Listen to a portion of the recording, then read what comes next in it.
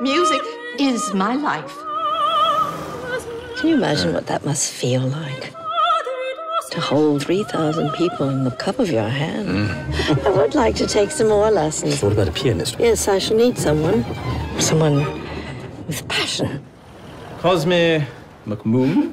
That's me, sir. Now, I must warn you, I work very hard. I study an hour every day. Sometimes two. She's remarkable, isn't she? She can't be a little Flat? flat. Just a tad. If you can forgive Madame Florence her little eccentricities, you will find her to be a most generous person. The lady is a lesson in courage, and that's why we love her. Bravo, funny. And all the reviews are just terrific. Yeah? Ours is a very happy world. Welcome to Kermode Uncut. I've been thinking a lot recently about synchronicity, or perhaps it's just coincidence. Here's why. Coming in UK cinemas very shortly is Florence Foster Jenkins, a new feature film by Stephen Frears, starring the sublime Meryl Streep as the titular woman who was a singer who famously couldn't sing, but apparently couldn't hear the fact that she couldn't sing. Now, this is interesting because a few weeks ago, I reviewed a really good French movie called Marguerite, which I liked very much, which was a fictionalised version of the story of Florence Foster Jenkins. I really enjoyed that film. What I loved about it was the fact that you were never laughing at the central character, you were laughing with them.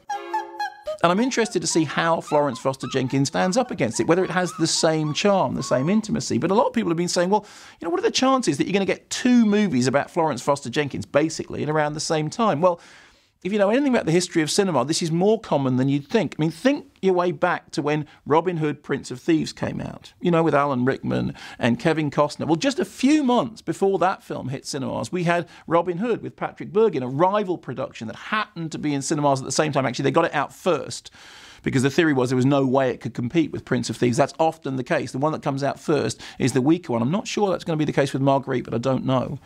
Then think about in 1992 when there was all those Columbus movies. Now, admittedly, that was because it was an anniversary.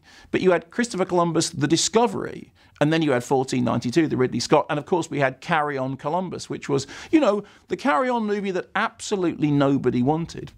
Then think more recently than that, the very strange case of those two competing Capote movies. You had Capote with Philip Seymour Hoffman, which went on to Oscar glory, but you also had Toby Jones giving a brilliant performance in Infamous.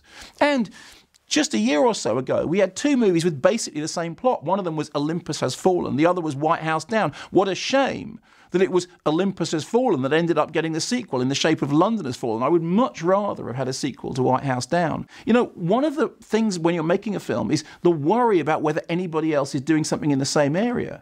That's why whenever a film company starts making a film, they will often option every other possible book in that area to stop anybody else making rival productions. You hear it all the time from authors. My book's been optioned. Great. But it's been optioned so that nobody can make it, so that nobody can make a rival production. And think back to the example which I always cite of The Towering Inferno, which is based on not one, but two novels. The company has simply optioned both novels and put them both together to make one great big skyscraper movie.